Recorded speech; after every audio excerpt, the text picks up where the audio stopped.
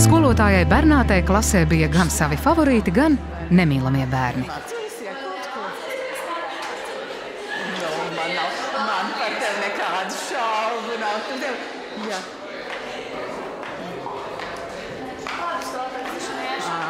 Jūs tas ir? Labdien.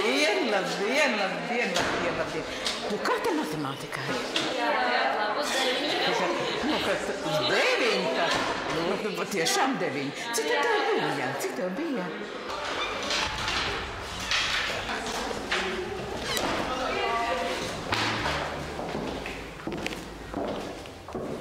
Skaties.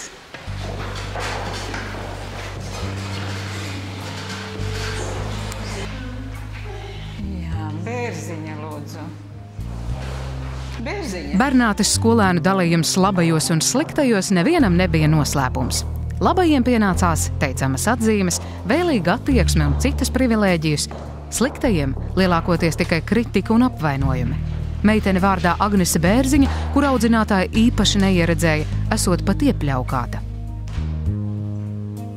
Gadījumos, kad klasē izcēlās konflikts, visu noteica dalījums labajos un sliktajos, un nav divreiz jāmin, kuri vai kura vienmēr bija pie vainas.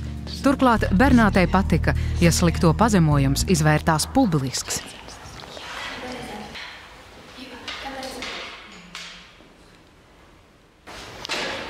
Kas ir? Atkal tu traucē?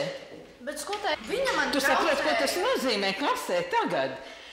Izlaiduma klases gandrīz jau traucēt visus bērnus. Bet kāpēc es vienmēr vainīga? Bet kāpēc tu esi vienmēr vainīga? Kāpēc tu esi vainīga? Tu biji vainīga. Es patiešām netraucu. Kāpēc jūs tā darāt? Tu redzi? Aplaudēsim.